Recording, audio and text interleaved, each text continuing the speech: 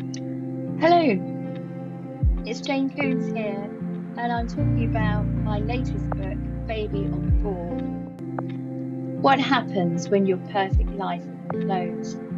For Beth, our hero, it started with a missing husband and ended with a stolen baby. Driven by a desperate need to mother, she finds herself on the run, haunted by the man she thought she knew. Is Beth losing her grip on reality, or is the danger all too real? Prepare for a psychological roller coaster where motherhood and survival collide.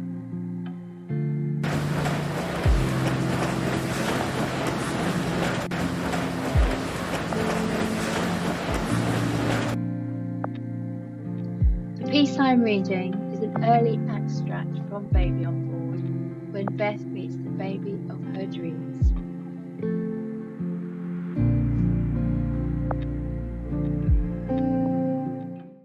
This reading captures that transformative meeting. Let's dive in.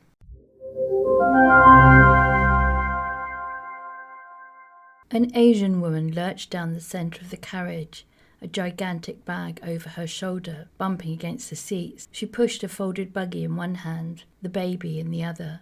The bag kept slipping off the shoulder, causing it to bump on every seat as the train swayed. She kept stopping to hitch up the bag and adjust the baby's position. Giving an apologetic smile at Beth, the woman staggered down the aisle as the train hit a curve. Tears welled up in her eyes as the baby screamed even louder.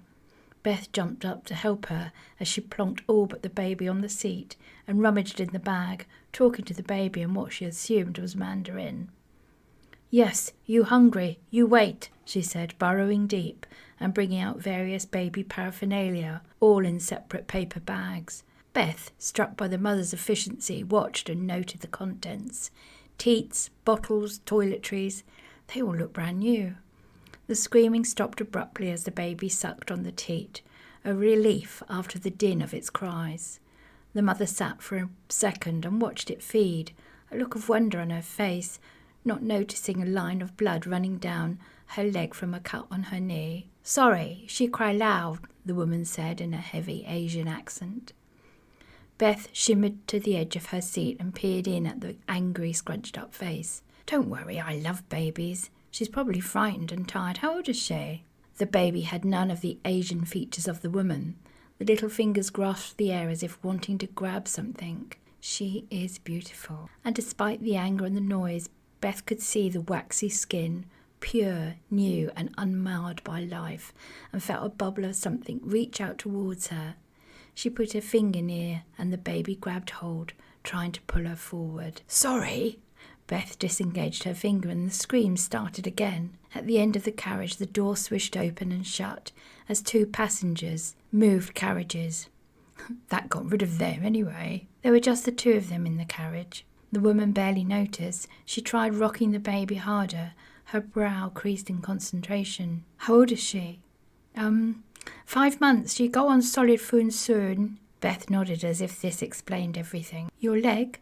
Beth pointed to the blood running down the outside of the woman's calf and into her trainer. The woman looked down at her leg, incomprehension in her eyes. "I go to bathroom." She rocked forward and staggered as the train rocked. The baby stopped crying for a split second, then let out the loudest scream yet. The woman looked terrified and weary. "Look, why don't I hold her while you get the leg sorted? Maybe I can feed her or something." Beth could see the indecision on the woman's face. "She'll be quite safe. The train is not stopping for another 40 minutes. I can't go anywhere with her. The toilet is in the next carriage. Besides..."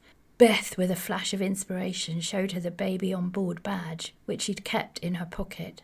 "Ah, you too." Instantly, Beth felt camaraderie for this woman and nodded with a grimace. She felt sorry for her and ached to hold the little bundle. "That cut needs covering. Would you like me to call the guard?" The woman's eyes widened as she looked up and down the carriage, clutching the baby to her chest.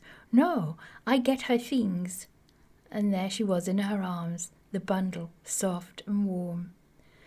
"Shh, shh. Mummy gone to get you some food. Auntie Beth look after you." And whether it was the fresh voice or change of position, she didn't know, But the child looked back at her with curiosity in her eyes. She hiccuped as she recovered from her screaming spell, and Beth wiped the tiny face with the corner of the soft blanket. There, that's better, isn't it? Yes, it is. Yes, it is.